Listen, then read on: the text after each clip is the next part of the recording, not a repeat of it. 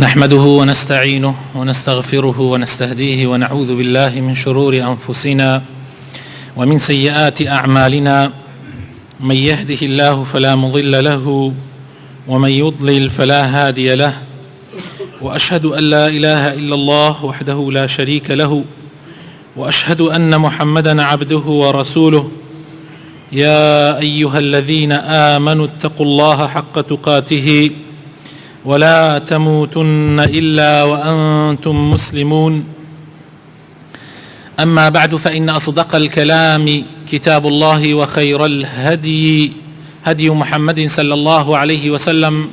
وشر الأمور محدثاتها، وكل محدثة بدعة، وكل بدعة ضلالة، وكل ضلالة في النار. مسلمانانی بەڕێز، خوشکانی بەڕێز، داواکارم لە خوای پەروەردگار بۆ خاتر ناوە جوانەکانی خۆی ڕەحم بە هەموو لایەکمان بکا و تاعەت و عیبادەتمان لێ قبول بکا و ئەم ساڵمان بکاتە ساڵی هات، بارانی ڕەحمەتمان بەسەرا بارێنێ، بارانێک خێر و بەرەکەتی تیا بێ و دوور بێ لە قات و خڕی و ناخۆشی و زەرەر. بەڕێزان، دیاردەیەک ئێستا لەناو کۆمەڵگای کوردەواریە خەریکە پەیا ئەبێ، یان ئەتوانم بڵێم تاوانێکی گەورە، یەکێک لە تاوانە هەرە گەورەکان لەناو کووردا کە زۆر نامەوە بووە پێشووتر،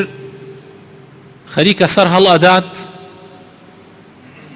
حەق وایە ئێمە مامۆسایانی ئاینی لەسەری ڕابوەستین و جەختی لەسەر بکەینەوە بۆ ئەوەی جیلی تازە و نەوەی نوێ ئاگایان لە ئەم حاڵوەزعە بێ، ئاگایان لەوە بێ کە ئەم تاوانەی کە ئەنجام ئەدرێ تاوانێکی زۆر گەورەیە و ئەبێ لە لای هەمومان بە قێزەون تەماشا بکرێ و هەر کەسێکیش ئەو تاوانە بکە. حەقا ئێمە بە چاوێکی زۆر سووکەوە تەماشای بکەین، نەوەک وەصفی بکەین و مەدح و سەنای بکەین بۆ ئەوەی خەڵکی تر چاوی لێ نەکا. ئەویش برا بەڕێزەکانم تاوانی خۆکوژیە. خۆکوشتن تاوانێکی زۆر زۆر گەورەیە. خوای تەعالا حەقی ژیان، مافی ژیانی بە ئینسان سپاردووە، وەکو ئەمانەتێک پێی سپاردووە، وەکو ئەمانەتێک بە من و تۆی بەخشیوە. بۆمان نییە بە کەیفی خۆمان تەسەڕف لە حەیات و لە ژیانی خۆمانە بکەین، ئەمە ئەمانەتی خوایە و بە ئێمە سپێرراوە و ئەمانەتێکی هەرە گەورەشە، بە دەلیلی ئەوەی کە خوێنی موسڵمان حرمەتێکی زۆر گەورەی هەیە لای خوای پەروەردگار. پێغەمبەری خۆشەویستمان صلی الله عليه وسلم ڕۆژێکیان تەماشای کەعبەی کرد، فەرمووی ماشاء الله چەند گەورەی، چەند حرمەت و ڕێزت هەیە، بەڵام حرمەت و ڕێزی ئینسانی موسڵمان لە لای خوا لە تۆ گەورەترە. سبحان الله، ما أعظمك وأعظم حرمتك والمؤمن أعظم حرمة عند الله منك. يعني توي مسلمان، نفسي روحي توي مسلمان للا إخوائي قورة لكعبة قورة ترى. أبي بزاني أما أمانتك زور قورية باشان خواهي تعالى أمري كردوا بويك وإنسان لبر بأوي نمري ونخوشي كاريگەری نەکالێ و یعنی نەیفەوتێنێ تەداوی بکە. ئەمری کردووە کە ئێمە چارەسەر وەربگرین. پێغەمبەری خۆشەویستمان صلی الله عليه وسلم ئەفەرمێت تداووا عباد الله فإن الله سبحانه لم يضع داء إلا ووضع له دواء إلا الموت. مسلمانان دوا و چارەسەر وەربگرن. خوای تعالی هەر نەخۆشیەکی دانابێ ئیلا لەگەڵ یا چارەسەرەکەیشی داناوە ئیلا مردن نەبێ کە چارەسەری نییە. بۆیە فەرزە لەسەر ئینسانی مسلمان بۆ پاراستنی ڕۆحی خۆی دەوا و چارەسەر وەربگرێ. تەنانەت خۆشەویستەکانم خوای تعالی هەندێک خواردنی حرام کردووە، هەندێک خواردنەوەی حرام کردووە، بەڵام کاتی ڕوحی ئینسان کەوتە خەتەریاتەوە ئەو حرامانە حەڵال ئەو حرامانە بۆ تۆ حەڵاڵە لە حاڵەت ناچاریە کە ترس هەبێ لەسەر ڕوحت. خوای تعالی ئەفەرمێ لە قورئانی پیرۆزە لە سوورەتی بەقەرە ئایەتی 173 إنما حرم عليكم الميتة والدم ولحم الخنزير مردارۆ بوو خوێن گۆشتی بەراز عرق ئەمانە حرامە بەڵام فمن اضطر غير باغ ولا عاد فلا إثم عليه ئەو کەسەی کەوا حاڵەتی ناچاری بەسەرا بێ گوناحبار نابێ نەک گوناحباریش نابێ بەڵکو ئەگەر بزانێ ئەمرێ و ئەو شتە بخوات یا بخواتەوە لە مردن ڕزگاریە بێ واجبە لەسەری بیخواتەوە. هەندێ واجباتی داناوە خوای تعالی فەرزی داناوە هەر فەرزێک لەو فەرزانە ببێتە مایەی ئەوەی کە ئینسان تووشی هەلاکەت بکە خوای تعالی دایناوە لەسەرت کە تۆ تەرکیکەی بۆت هەیە وازی لێ بێنی ئیلا هەندێ حاڵات نەبێ إلا هەندێ حاڵات نەبێ کە دین ئەکەوێتە خەتەریاتەوە کە دینت کەوتە خەتەراتەوە ئینسان ئەو حاڵەتانە لەو وەزعە ئەبێ ئینسان ڕوحی خۆی بکاتە قوربانی دینەکەی. جگەل لە دین هەر شتێکی تر هەبێ ئەتوانی تۆ وازی لێ بێنی با فەرزێک بێ لە فەرزەکانیش. کۆمەڵێک لە ئەصحابەکانی پێغەمبەر صلی الله عليه وسلم ڕۆیشتن بۆ غەزایەک کاتێک گەشتنە شوێنێک سەحابەیەک زامار بوو سەری زامار بوو کە شەو خەوتن و سبەی هەڵسان لەشی گران بوو. پرسیاری کرد لە ئەصحابەکان وتی من لەشم گران بوو و سەریشم زامێکی قولی تایە ئێوە چی ئەڵێن؟ کۆمەڵێکیان وتیان تەیەموم بکە یعنی بەخۆڵ تەیەموم بکە و نوێژەکەت بکە. کۆمەڵێکیش وتیان نابێت تەیەموم بکەی ئیلا بێ خۆت بشۆی. کابرا خۆی شۆرد و مرد. کە مرد خەبەر گەیشتۆ پێغەمبەر صلی الله عليه وسلم فەرمووی کوشتیان خوا بیان کوژێ. چۆن لە خۆیانەوە قسە ئەکەن لە شتێک کە شارەزایان لەسەری نییە. پێغەمبەر صلی الله عليه وسلم بێتاقەت بوو و پێی خۆش نەبوو ئەوە کە کرا چونکە شەریعەت مەجالی داوە ئەو کەسە تەیەموم بکا بۆ ئەوەی نەفسی خۆی بە هیلاکەتە نەبا. ڕاستە نوێژ فەرزە بەڵام ڕێگای تری هەیە لە حاڵەتێکی ئاوایە ئینسان ئەتوانێت تەیەموم بکە فەرزی خۆشوەردن تەرک بکا لەو حاڵەتە. حتى تەنانەت خۆشەویستەکانم ئەگەر ئینسان کەوتە ژێردەسی زاڵمێک و ناچاری کرد کە کفر بکە بەو کوفرە نەجاتی ئەبوو ڕزگاری ئەبوو بەڵام موقەت ئەوە نەکفر بکە بۆ ئەوەی ڕزگاری ببێ نەک لە دڵەوە بەس لەسەر زمان دروستە کفر بکە و ڕزگاری ببێ ڕوحی لە خەتەریات دەرکە. عەماری کوڕی یاسر کەوتە ژێردەسی کافرەکان باوکیان لەبەر چاویا کوشت دایکیان کوشت و گوێچکێکی خۆشیان بڕی و پیان وت ئەبێ کفر بە محەممەد بکەی. ئەو قسەیەکی بە پێغەمبەری خوا کرد صلی الله عليه وسلم دوای ئەوە دەرباز بوو زۆر خەفەتیە خوارد زۆر غەمبار بوو. پێغەمبەری خوا صلی الله عليه وسلم فەرمووی ئەگەر جارێکی تر زەختیان لێ کردی و ناچاریان کردی هەم جارێکی تر ئەوە بڵێ کە وتتەوە. کەوابوو ڕوحی ئینسان لای خوا زۆر پیرۆزە زۆر مقدسە ئینسان نابێ ڕوحی خۆی بخاتە خەتەریاتەوە ئیلا لە حاڵات لە هەندی حاڵاتی تایبەتی وەکو غەزاکردن و جیهادکردن لە پێناوی خوا ئەگینا نابێ ئینسان بە هیچ شێوازێ ڕوحی خۆی بخاتە خەتەریاتەوە. ئەی ئەگەر کەسێ بێ خۆی بەدەستی خۆی بکوژێ مەسئلەکە زۆر خەتەرە خۆشەویستەکانم. کوشتنی نەفس یەکێکە لە تاوانە هەرە گەورەکان هەر نەفسێک بێ یعنی نەفسی ئینسانی. خوای تعالی فەرمێ ئیلا بەو شێوازە نەبێ کە حەق کە شەریعەت دایناوە کەسێکی کوشت بێت دروستە بکوژرێتەوە دوای ئەوەی مەحکەمە قەراری لەسەر دەرکرد. بەڵام لە خۆڕایی کەسێک بکوژی تاوانێکی زۆر گەورەیە چجا ئەگەر ئەو نەفسە خۆت بی. خوای تعالی لە قورئانی پیرۆزە ئەفەرمێ ئەگەر کەسێ بکوژێ وەکو ئەوە وایە کەسێ نەفسێک بکوژێ وەکو ئەوە وایە هەموو خەڵکی کوشت بێ هەموو سەرزەوی کوشت بێ و کەسێک بەعەن قەسدەوە نەفسێک بکوژێ خوای تعالی ئەفەرمێ ومن قتل مؤمنا متعمدا فجزاؤه جهنم جزاء ئەو کەسە جەهەنەمە خالدا فيها بهتا هتايت يا امينيتوا وغضب عليه وغضب الله عليه خوي تعالى ليش ترابه ولعنتي ليك وشينكي زور سخت بآزارشي بو دياري كردو كجهنم پاشان خوي تعالى بيما فرمي ولا تقتلوا انفسكم خوتان مكوجن ان الله كان بكم رحيما خوي تعالى زور ببزي برانبر بايوا خوتان مكوجن اي اگر يكي بيكا ومن يفعل ذلك عدوانا وظلما فسوف نصليه نارا وكان ذلك على الله يسيرا يعني بالراسي خوي قوري خاطة جهنم لبرأ وبرزان مسألة كمسألة اعتيادينية مسألة آساينية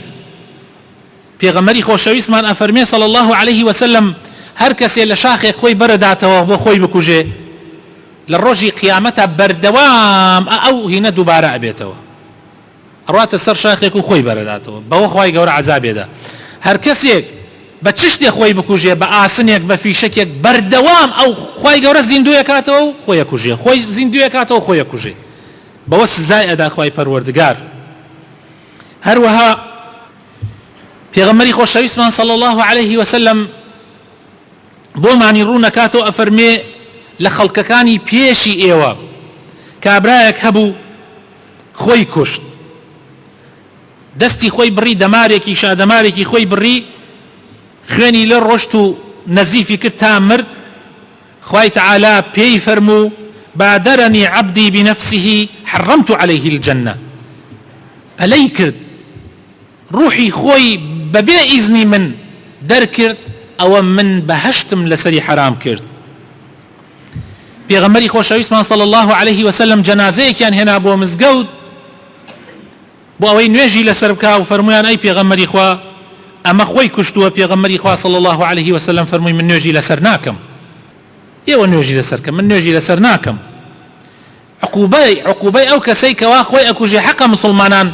ئەو عقوبەیەی بدەن نەکەونە شوێنی و نوێژی لەسەر نەکەن بۆ ئەوەی خەڵق ئەو مەسەلە بە ئاسانی نەگرێ خۆشەویستەکانم من زۆر جار ئەڵێم بڕێ شت هەیە مسلمانان بڕێ گوناح هەیە ئەکرێت بڕێ تاوان هەیە ئەنجامەدرێ مسلمانان ئەتوانن عیلاجی بکەن جزئێک بەشێک لە عیلاجەکەی چارەسەرەکەی لای مسلمانانە مثلا ئەم بێدینی و کوفرەکە لەناو خەڵکا باوە زەلامە بینی لە ئەنتەرنێت لە ئەم لا ئەو لا کوفرەکە بێدینیەکە ئەو کەسانە ئەو کەسە بێدین و کافرانە کاتێک ئەمرن ئەیانهێنن بۆ مزگەوت لە مزگەوت ئەشۆڕێنەوە لە مزگەوت کفن و هینەکرێن پاشان نوێژ لە مزگەوت ئەکرێ و پاشان مسلمانێ زۆر ئەکرێتە شوێنی بۆرە قەورسان کۆمەڵێک بۆ ڕیا کۆمەڵێک لە ترسا کۆمەڵێک یعنی بەڕاستی حیفە مسلمان ئەمەندە دینەکەی زەعیف بێ نوێژ لەسەر کەسی کافر بکە کەسێک کە ژیانی بە کوفر و بێدینی ئەباتە سەر تۆ ڕۆی نوێژی لەسەرەکەی دەم ئەکاتەوە ئەڕشێتەوە بەخوا و بە پێغەمبەرەکەی و بە قورئانەکەی خوا و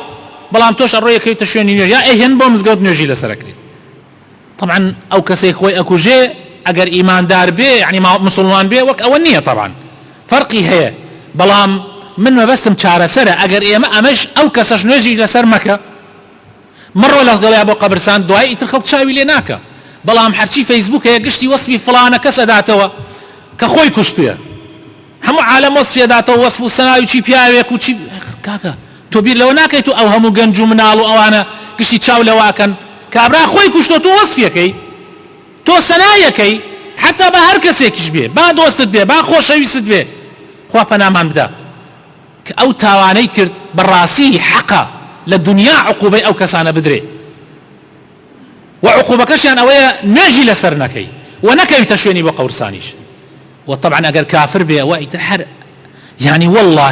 والله يعني چارەسەر ئەوەیە کە کەسێک کە کفری کرد ئەگەر ژنت پێدا بێ ژنەکەی لێ بسێنیتەوە ئەگەر مرد نوێژی لەسەر نەکەی نەهێنرێتە مزگەوت نەخرێتە قەورسانی مسلمان ئەگەر ئەمانە بکەی ئیتر باوەڕ بکە خەڵک بە ئاسانی ناوێرە کوفر بکە ناوێرێ ئەو بێدینیە بکە کە ئەمڕۆ لەناو خەڵکە زۆر بە ئاشکرا ئەکرێ زۆر بە ئاشکرا بێدینی ئەکرێ جورئەت ئەکرێ جاران بەر لە 20-25 ساڵ کەسێک کافریش وایە نەیەتوانی بە ئاشکرا بڵێم کافر باوەڕ کە کافرەکان ناو خۆیان هێنە نام مەلا شێخ لەبەر ئەوەی خەڵک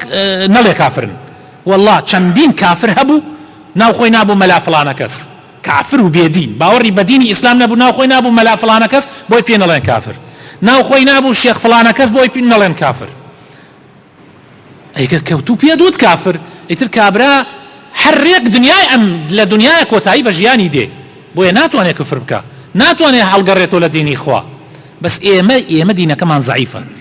خەڵکێکی زۆر دێ بۆ مزگەوت بەس ئەوانەی دێن بۆ مزگەوت وەکو کەفی سەر دەریاوان براینە ئێمە زۆر بەمان وەکو کەفی سەر دەریاوانە هیچ زۆری بۆری خۆزگا ئیسلامەتیەکەمان بەڕاستەقینەیی بگردایە ئەو کاتە وەزعمان بەم ڕۆژە ناگەیشت ئەو کاتە ئیسلام سەربەرزە بوو ئیسلام عەزیزە بوو ئەو کاتە وەسفی خۆکوژ نەدرایەوە کابرا خۆی کوژێ وە بێدینیش خۆی کوشتووە تۆ وەسفێکەی کورە عیبە ئینسانی مسلمان ئەمەنە دینی زەعیف بێ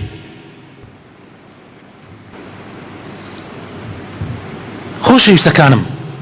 کابرایەک لە زمانی پێغەمبەر صلی الله علیه و سلم لەگەڵ سوپای ئیسلامە غەزایە کرد یعنی یەکێک بوو لە سەربازەکانی پێغەمبەر صلی الله علیه و سلم بەناو بە شکڵ ئەم کابرایە لە کات گەرمەی غەزایە پشتی کافرەکانی شکاندبوو لە شەڕکردنە ئیتر مسلمانان لە کاتێکی ئیسراحەتە وەسف و سەنای ئەو زەلامەیان کرد لای پێغەمبەر صلی الله علیه و سلم وتیان زەلامێ وا مهمە وا یعنی وەکو بڵێ پاڵەوانە پێغەمبەر صلی الله علیه و سلم فەرمووی سوودی نییە ئەو ئەهلی جەهەنەمە لە ئاگرایە سەحابەیەک ئەفەرمێ زۆر لام سەیر بوو ئەو پاڵەوانە کەس بەردەمی نەئەگرت لە جەنگا و لەگەڵ پێغەمبەرا بوو دش بە کافرەکان ئەجەنگا باشە بۆ ئەمە ئەهلی جەهەنەم بێ ئەڵێ شوێنی کەوتم شوێنی ئەو زەلامە کەوتم ئیتر ئیشم بۆ شوێن کەوتنی ئەو زەلامە بزانم ئەمە بۆ مەسەلەکە چییە ئەڵێ لە شوێنێک لە شوێنەکانە زامار لێیاندا زامار بوو ئەڵێ کە زامار بوو خۆی پێ نەگیرا شمشێرەکەی دانا خستێ بەینی هەردوو مەمکی و خۆی داوە مەلیا خۆی کوشت هاتمەوە بۆ لای مسلمانان و پێغەمبەری خوا صلی الله علیه و سلم فەرموو ئەم سەحابە ئەڵێ وتم ئەی پێغەمبەری خوا ئەشهەدو ئەن لا ئیلاهە ئیلا الله وأشهد أنك رسول الله يعني كابرا با لناو غزاي ناو سوپای ئیسلامیشا غەزا بکە بەس کە خۆی کوشت شوێنی جەهەنەمە ئەی چجا خەڵکێکی تر کە بەو شێوەن کە ئەیان بینین هۆکارەکانی خۆکوشتن خۆشەویستەکانم جاری وا هەیە گەڕێتەوە بۆ لاوازی دین ئەو خەڵکانەی کە خۆیان ئەکوژن دینیان زەعیفە باوەڕیان بە قیامەت زەعیفە باوەڕیان بەخوا زەعیفە باوەڕیان بە قەزا و قەدەر زەعیفە لە دین تێناگەن وازان ئەو مەسەلەیەکی ئاساییە بەس نازان ئەم مەسەلەیەکە لە تاوانە هەرە گەورەکان زۆر مەشغوڵ بوون بە حاڵی خەڵک یعنی من ئەوەی لەسەرمە لە دنیا مەشغوڵ بم بە حاڵی خۆم و بە حاڵی ئەوانەی کە من بەرپرسیانم یعنی بەڕاستی زۆر مراقەبەکردن و چاودێری خەڵکی تر ئەوە نەخۆمی پێوە مەشغوڵ نەکەم بەڕاستی ئەو خەڵکانەی خۆیان ئەکوژن ئەمە نەخەفەت بۆ خەڵکی تر ئەخۆن ئەمە نەخەم ئەخۆن بیر لە ئەمەکەنەوە ئەوە دنیا بۆ وای پێهات زروف بۆ وای پێهات فڵانە کەس با برام بێ با خوشکم بێ با هەر کەسێکی من بێ ئەی من چی بکەم لەگەڵیە ئەوەی لەسەرمە ئەنجامی ئەدەم ئەوەی لەسەرمە ئەیکەم بەس کە کابرا لار بوو لایدا ئیتر من نابی خۆم لە پێناو ئەوە خۆم بکوژم یان نەفسیەتی خۆم بڕۆخێنم بۆیە زۆر کەس هەیە هۆکاری خۆکوشتنەکە ئەگەڕێتەوە بۆ ئەوەی زۆر گرنگێدا بە خەڵکی تر وە پێغەمبەری خوا صلی الله علیه و سلم فێرمانەکە کە من حسن الإسلام المرء تركه ما لا يعنيه بڕێشت هەیە پەیوەندی بە تۆ نییە ئیتر زۆر خۆتی پێوە مەشغوڵ مەکە ئەوەی لەسەرتەوە تۆ ئەدای بکە جگەل لەوە خۆت زۆر مەشغوڵ مەکە و ئەم فەیسبوک و ئەوانەش بەڕاستی خەڵکیان ئیبادە کردووە تۆ زەلامە هەیە چەند سەعات هە لەسەر ئەم تۆڕی ئەنتەرنێت و ئەمانە ئیتر بەردەوام واکات فلان خبر بیسی واکە ئیتر وری ئەڕۆخێ بەڕاستی ئەنواع و ئەشکال شت ئەبینێ ئیتر تحمل ناکە بەرگە ناگرێ بۆ خۆی لەوانەیە دەستی بچێتە خۆی و خۆی بکوژێ ئەو هەموو مەشاکلە کە ڕووی کردێتە خەڵکی لایەنی ئابووری لایەنی خێزانی خەڵکەیە مەسەن کێشەی خێزانی هەیە دەسێچێتە خۆی خەڵکەیە کێشەی ئابووری هەیە دەچێتە خۆی هەیە تەحملی کەمە سەبری کەمە دەسێچێتە خۆی بێئومێد بووە لە ڕەحمەتی خوای تەعالا ئەمانە دەسیانەچێتە خۆیان بەڕاستی ئەویش نابێ ئینسانی مسلمان وابێ یەکێکی تر لە ئەسبابەکانی خۆکوشتن خۆشەویستەکانم خەڵکانێک هەن ئاوات و خەونیان زۆرە لە دنیا، تەماحیان زۆرە، طموحیان لە دنیاە زۆرە، بەڵام عەمەلیان نییە. حەزەکە جوانترین سیارە لە ژێرا بێ، بەڵام دانیشتە لە ماڵەوە هەر بەردەوام ژیانی بەخەوەواتە سەر و ئەوێ سیارەکە بێتە بەردەم ماڵی. شتی وان نابێ، شتی وان نابێ. ڕزق و پەیداکردنی حینی ژیان بەوە ئەکرێت تۆ هەوڵ بدەی، کۆشش بکەی. ئیتر هەوڵدانیش خۆ یەکسەر نابێت تۆ ببی بە وەزیر، لە شتی بچووکۆ دەستی پێکە، لە بچووکۆ دەستی پێ بکە ئەگەی بە گەورەکان. هەر ئەو گەنجانەوە ئێسێمان بینین زۆربیان عەرەبن یا خەڵکی ئیلا ئەولان دێن لێرە ئیشەکەن. وەڵڵاهی ساڵانی پێشوو ئەو گەنجە کوردانە لای خۆمان لە ئێران و ئێسەیش لە شوێنەکانی تر عینەن ئەو ئیشاناکەن. باشە ئەو ئیشانە بۆ خەڵکی تر دێ ئەیکا، بۆ گەنجی خۆمان یا خەڵکی لای خۆمان بەعەی بێزانن، بەعەی بێزانێ ئیش بکە، بەعەی بێزانێ بکە. بۆیە ئەم زەلامە بێ ئومێد ئەبێ، ئەوە حەزی لێکان نایەتە بەردەست، طبعاً بە ئاسانی نایەتە بەردەست. بۆیە دەستێچێتە خۆی و ئەڵێ کورە لەم ژیانە نەمێنم باشترە، نازانێ هەتایی لە ئاگری جەهەنەمە عقوبە ئەدرێ. یا ڕەبی خوای ئیسلاحمان بکەی، هیدایەتمان بدەی، نوری ئیمان بخەتە دڵەکانمانەوە، لە بەڵاو مصیبەت بە دوورمان بگری. یا ڕەبی خوایە لەو کەسانە بین کە ئیمانمان قایمە، لەو کەسانە بین کە باوەڕمان بە تۆ و بە ڕۆژی قیامەت و بە قەزا و قەدەر قایمە. یا ڕەبی خوایە، یا ڕەبی خوایە شیفای نەخۆشەکانمان بدەی، ڕەحم بە مردوەکانمان بکەی، هیدایەتی گەنجەکانمان بدەی، خاو خێزانمان ئیسلاح بکەی. یا ڕەبی خوایە لە فیتنەی آخر زەمان بمان پارێزی، یا ڕەبی لە فیتنەی آخر زەمان بمان پارێزی. یا ڕەبی خوایە لەو کەسانە نەبین کەوا بێ ئومێد ئەبین یا ڕەب العالەمین بەڕەحمەت لە ڕەحمەتی تۆ. یا ڕەبی لەو کەسانە بین کە ئومێدمان بە ڕەحمەتی تۆ ئەبێ. یا ڕەبی خوایە کوردستان لە هەموو بەڵاو مصیبەتێک بپارێزی، ئەمن و ئاسایشی تیا بەرقەرار بکەی یا ڕەب العالەمین، کاربەدەستانی ساڵح و دادپەروەر بکەی. ئامین ئامین. برایانی بەڕێز و خۆشەویستم، خوشکانی بەڕێز، چارەسەری ئەم نەخۆشی و دیاردەیە کە ئێستا سەری هەڵداوە بەڕاستی بەوە ئەبێ ئینسان ئیمانی خۆی قایم کە بەخوا، بە دینەکەی خوا، بە ڕۆژی قیامەت، بە قەزا و قەدەر، و بزانێ هیچ شتێ لەم دنیاە بەبێ ئیزنی خوای تەعالا نابێ. زۆر گرنگە ئینسان زمانی پاراوکە بە ذکری خوا. ئەلا بذکری الله تطمئن القلوب. بەڕاستی دڵان ئارامی و دڵنیاییان بۆ دێ بە ذکری خوا. لە جاتی ئەوەی پەنا ئەبەیتە بەر فلان شت و فلان شت و فلان شت، پەنا بەرەبەر قورئان و ذکری خوا ڕزگارت ئەبێ، بێ ئومێدیت نامێنێ. دوعاکردن زۆر گرنگە برا بەڕێزەکانم، زۆر گرنگە ئینسان دوعا بکە، بێ ئومێدیش نەبێ، قەت بێ ئومێد مەبە بڵێ وەڵڵا من چەندێکە دوعاکەم وەرناگیرێ. ئەوە زۆر مهمە. یونس عەلەیهی سەلام لە ناو زکی حوتەکەیا بوو لە بنی بەحرا، داوای لەخوا کرد و ئەی فەرموو لا إله إلا أنت سبحانك إني كنت من الظالمين. أو دعاء في غمرة فرمي صلى الله عليه وسلم مركز بدله بيك بردوام بيك خواي قوري لها مشتي الرزقار يكا والله دعاء كان يداتوا وكو چون يونسي الرزقار كرد سؤال قرن قبرها بالرزا كانم ديها شواز دعاء من لقرآن ولا سنة في غمرة هيا صلى الله عليه وسلم بودل طنقيب وغنباري زور في وسيمة بيزانين كاك إما وأنا ما نكردوا براين إما بناما نبردو تخوا بناما نبردو تناوي خوا وذكري خوا وقرآنك أي خوا والدعاء أو دعاء لقرآن ولا سنة هذا عندها بويا طبعا غنبارة بين خفت بارة بين خوا بناما مدادل طنقة بين صبر آرام قرتن وميت بون بخوا قماني باش بخوا أما زور كرنجة خوش يسكانم مسلمانك خوي بإيمان دار أزاني بلان بچوكترين شت واي بيكا كا بنابات برشتنا شرعي مع العلم آرام قرتن يكيك لصفاتك قوركاني إيمان دار واستعينوا بالصبر والصلاة لحمونا راحتيك بنابنا برنواج آرام قرتن وانا زانن بس إيما تاقي أكرينوي بيغمريك نبو ولا بيغمران تاقي نكرينوا أبوانا قوربون بيغمران بوانا بيانا وتري بيغمران إما أمانة يحب مشتك وآساني وبيت بردس دنيا بقو نكراوة والله هر كسي والا دنيا تيجيشتوا كدنيا شؤني خوشي والراب واردن ولذة كانوا مشتك اشتوان نية دنيا شؤني تاقي كردنا وهولو كوششو هولدان برا بالرزا كانم دنيا إتر أم فهم غلطة بو الدنيا ومان بيكاتو شي أو مصيبتان من بكا قشبيني إن مع العسر يسرا إن مع العسر يسرا لقال همو تنغانيك الدنيا بفرحانش دي خوشيش دي إنسان قشبين بي إنسان رجبين نبي همو خبرنا خوش كان سيركي لنا وخلق الزو بلاوكا بلام خبر خوش والضل خوش كان نية وأمكن علانش خو هدايتيان بدا أمكن علانه خلق بأميدة كان